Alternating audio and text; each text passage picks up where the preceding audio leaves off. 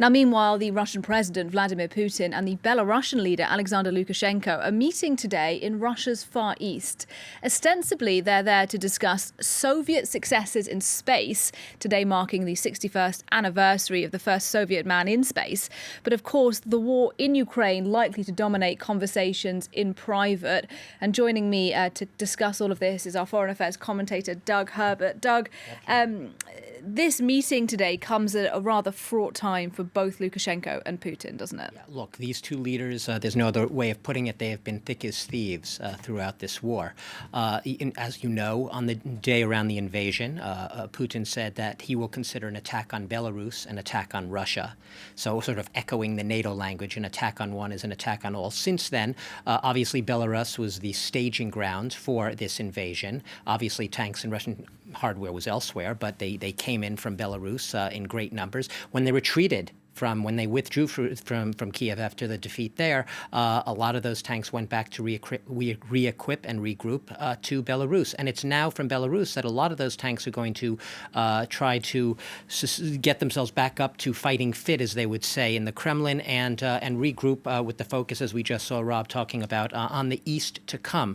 But look, there are a lot of fissures in the edifice of this chummy relationship here. And yes, while these are two leaders who are ideologically on the same page, there are differences. Belarus, Lukashenko does not want to, and he has made this clear, actually put his own soldiers in this war. He does not want to participate in it. And as the war goes on, he obviously sees the opprobrium, the isolation, the pariah status increasingly being piled on Vladimir Putin. So no matter how much he's dependent on the Kremlin kingpin, Vladimir Putin, to prop him up, saved his political life. Putin saved his political life back in the protests in Belarus in August 2020 after the fraudulent elections there.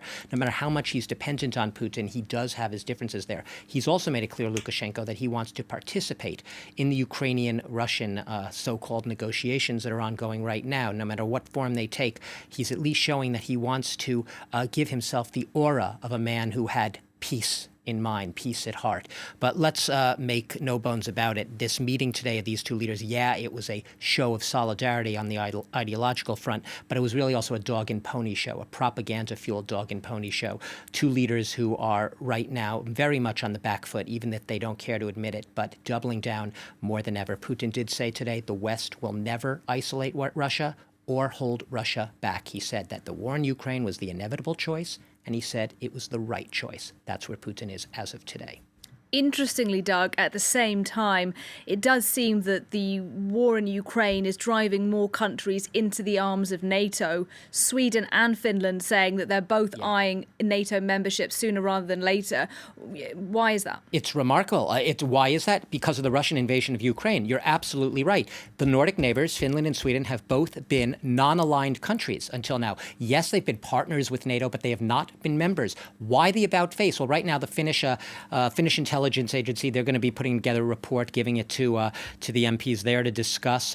Sweden, we're having the ruling Social Democratic Party also doing sort of an about face in its non-aligned position, now considering really joining NATO. And this reflects a surge in public opinion in the past couple of weeks and months after this invasion in favor of joining NATO. It's now about 50 to 60% in both countries, a majority in favor of joining, which was far from the case before the invasion. So you can say that Putin is directly responsible for this flip. And you can also know that the Kremlin is not reacting all too well. It will see this as a provocation. It will see this as a belligerent act.